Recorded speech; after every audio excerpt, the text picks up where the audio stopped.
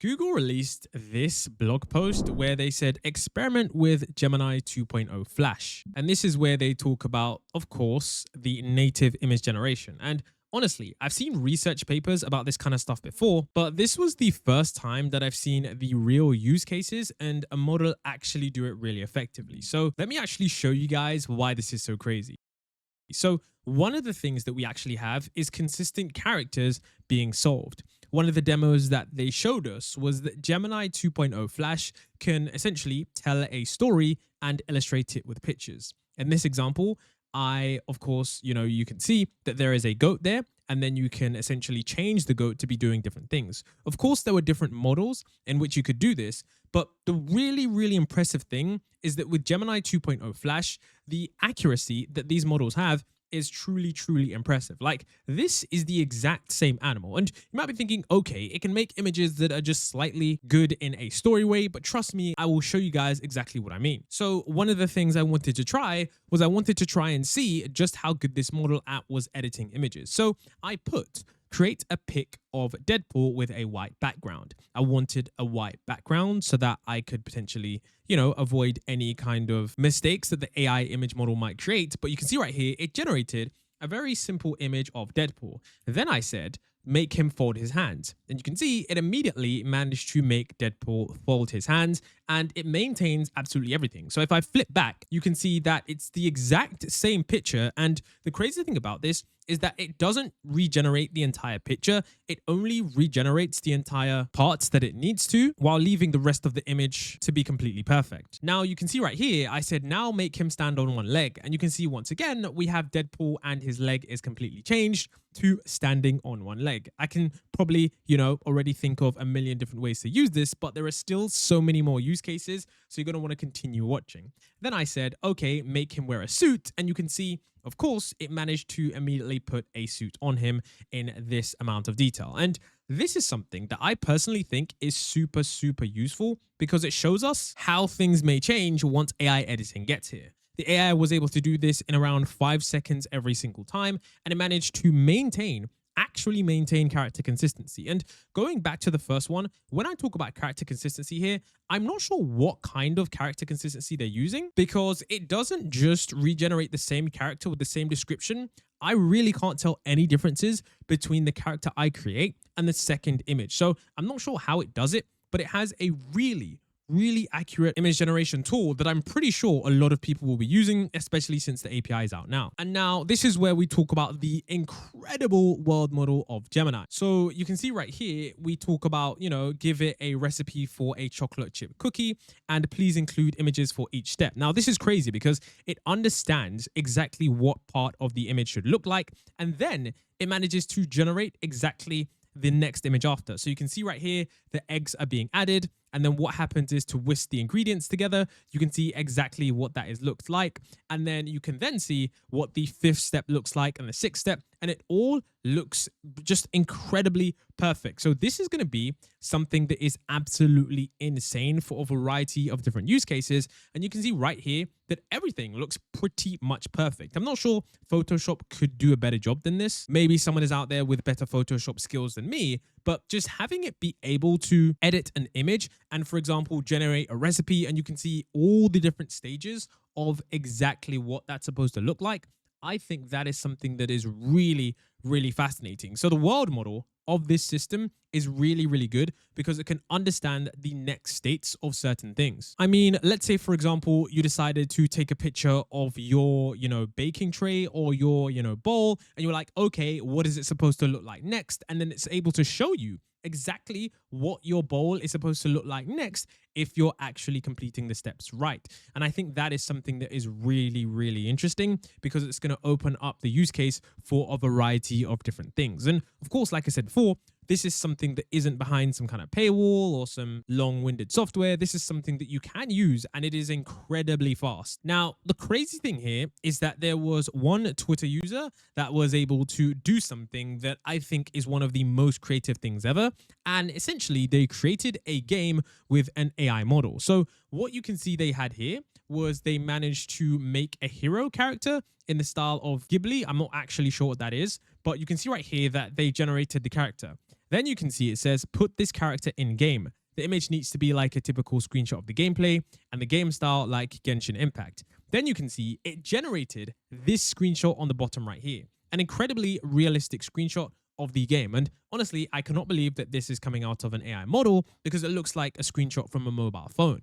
And you can already see where this is going. Now, this first screenshot really did surprise me because we can see the same exact character in the game pose. And not only that was the, background, the perspective, the, HUD icons, everything was pretty much perfect. But the next thing shocked me even more. So the user wanted to take things even further. And let's take a look at what they did. You can see that they said, okay, move the character forward. And you can see that the character manages to move forward, their legs start to run. And then when they moved closer towards the building, you can literally see that they were able to, get this and it managed to move forward right here. And the thing is that there doesn't seem to be much distortions. When we actually look at the perspectives, we can see that the background here, it still matches up. Like this mountain here, you can see that the clouds are still in the exact same place. This just looked a little bit bigger, the details looking seemingly the same. And then of course we can see right here, we can also see that this all looks very, very consistent. And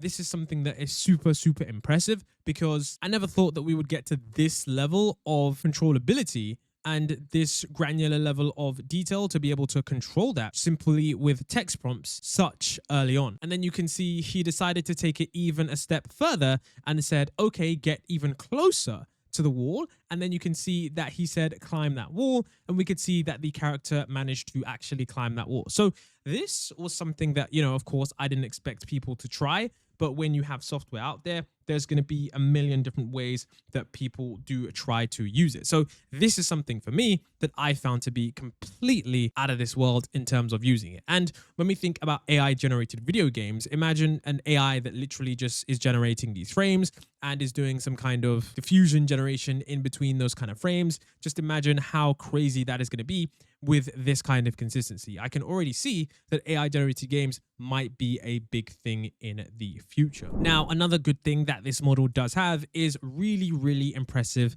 text rendering. In this demo right here, we can see that someone wanted to put an old detailed vintage 35mm photograph from a front view vintage on a computer monitor set. And you can see that the text looks very, very accurate. I don't think there are many models out there that actually can complete the entire text without some minor mistakes. It seems like Google is probably the only company right now that can accurately do text correct pretty much 100% of the time. Of course, bar one or two mistakes, but it is really surprising just how accurate this model is. And so overall, this is something that is truly impressive considering the consistency in its capabilities. And so overall, this is something that is truly, truly impressive because it allows for many different use cases.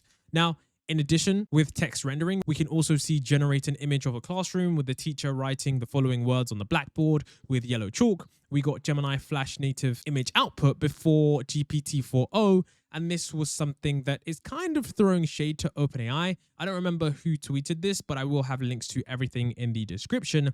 But of course, there was this released by OpenAI some time ago. So I'm actually going to show you guys those slides now, but you can see right here that we actually had this a year ago from OpenAI. So I don't know why OpenAI didn't release this. Maybe they shifted their compute to something that was probably more important at the time, but it seems that Google has the compute to offer this. And I do remember this tweet did go viral. A lot of people were excited for this. This was 2.3 million views, and this was, something that was inside the GPT-4o system. Now, additionally, if we take a look at what Google is able to do, we can see that the same kind of image was prompted, and you can see someone said checkmate. And this is where we can see the image that they generated. And I think they both look pretty accurate. Now, another thing that this actually allows you to do is to switch styles easily. You can have a sketch and then you can say, make a line art out of this sketch. Then you can see that someone else said, give it some base color,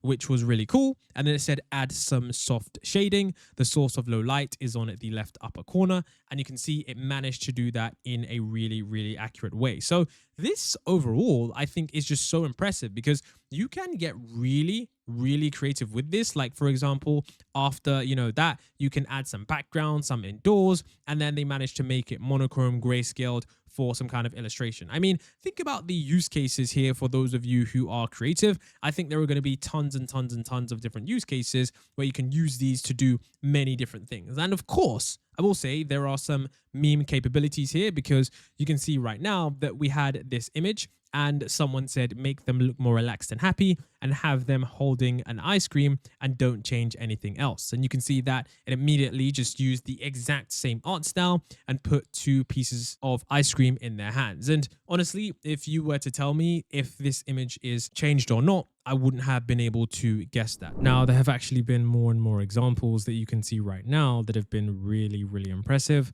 One of them being this example where someone takes a picture of Morgan Freeman and they've managed to use that to create a 3D model for this character. This is super, super impressive and not something that I would have expected the model to be able to do at all. And since I was making the video, I've just seen multiple different tweets about various ways that people are using this new software to fund their creative endeavors. And the ways that people are using this is really, really impressive, because I never thought that this was even possible. I'm genuinely not sure how this is even done on a base level. I know like diffusion models are there, but to be able to take this image and then recreate it like this, I'm not sure what kind of sorcery Google is doing here. This is definitely a really crazy cook, and I would definitely expect that this has a wide variety of use cases, especially for individuals that are trying to visualize different things. Imagine you are trying to 3D model his head and you want to see, is it going to look like the actual perfect version that the AI has already managed to cook up? So you can already start to see why this tool is incredibly powerful.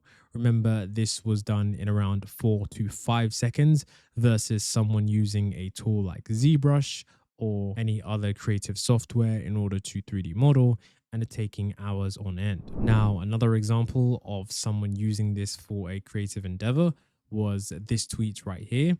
And it actually talks about how someone was using this to pretend that they are no longer late for work. So it says POV, you're already late for work and you haven't even left home yet. You have no excuse. You snap a picture of today's fit and then you open Gemini 2.0 Flash Experimental. Here we can see that the woman has her selfie. And then of course, this absolutely changes that selfie to show her at the tube station or the train station giving a thumbs up. And this is really interesting because, of course, let's say you were late and you needed to take a picture somewhere. This is, of course, something that you could easily use to fool your boss that, look, I'm 5 minutes away.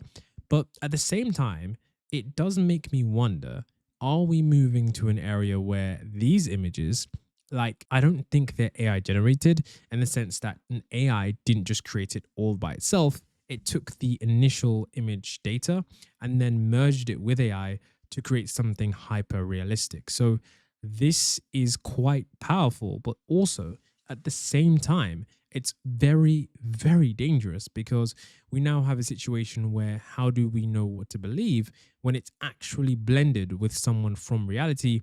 And considering the text is basically perfect, you wouldn't realize that it is fake too. So I do think we may enter the post-truth era where a lot of things people start to see online, they probably won't even think is there. And I'm guessing as well that, you know, famous people may be excluded from using this application in terms of like if you put their face in, because I'm pretty sure you could definitely alter pictures of famous people and have them, I don't know, even take a selfie with you and do a variety of different things. So, of course, right now, AI is powerful, but also very risky. Now, another example was where someone said Gemini Flash 2.0 Experimental will actually save you a trip to the Walmart portrait studio. So here you can see we have a portrait. So here you can see that we have a portrait and we've got a woman and another woman sitting at this table having some coffee.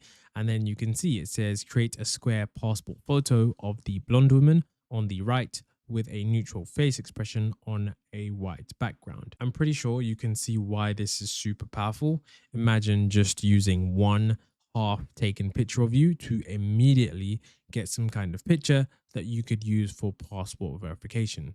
This is something that I personally do believe, once again, is super, super powerful. Like I said, Google really did cook with this model, and you're essentially able to, change things just based on what it's seeing. So even if you didn't take things on the perfect angle, you're able to really, really get down to the granular level of exactly what you want, including the background, your facial expressions, the lighting, and all of those things combined in order to create whatever kind of output that you do wish. Another example here is of Gemini being able to copy art styles. So you can see right here, we have this art style. I'm not exactly sure what it is called, but you can see this art style is here, and Gemini, using this same art style, is able to generate an image for a dog. So if you ever see something online that you think, I have no idea what that art style is, and I'd love to recreate that, you can use Gemini Flash 2.0 to essentially copy that art style and get inspiration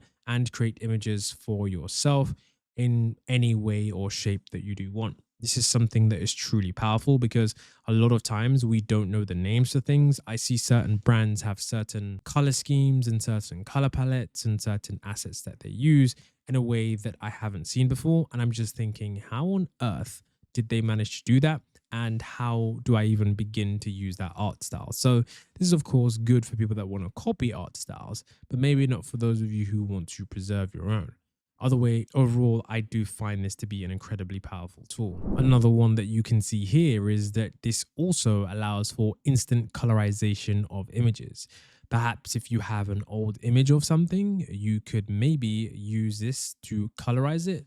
So, if you have old images, maybe you are on the older end of my audience and you perhaps have a few pictures in black and white that you may want to decide to colorize. Gemini Flash 2.0 is going to easily allow you to do that with one simple prompt. Just colorize this, and I think so far, looking at this image, everything seems to be pretty accurate. Of course, in some images, there are going to be certain things that are a specific color, but overall, I think this is an incredibly powerful tool, especially for revitalizing those pictures. Now, something that I also found to be really, really important was the fact that you can actually convert the poses, but the reason for converting the poses is to actually use them as 3D models. So you can see right here, you had this potato dressed as Wonder Woman, and you can see right here, it says make it stand in a T pose. So of course, that was something that you could do, but most people don't understand that a T pose is really, really useful because what it allows you to do is to create 3D models from that pose. Now you can see this user managed to do that. And this is something that if you have access to AI to 3D tools, you're literally able to get these images and then get a 3D character. So I'm pretty sure that you can now make any simple AI character into any kind of 3D model, considering this workflow allows you to change the poses. This wasn't a big issue, but T-posing was something that was pretty hard to do. I do remember sometimes trying to do it manually in Photoshop and other software, and the AI just wouldn't recognize certain body parts. So this definitely solves a giant issue for creatives. So with that being said, hopefully you guys have enjoyed this video. Definitely try this out, and I'll have more videos covering this soon.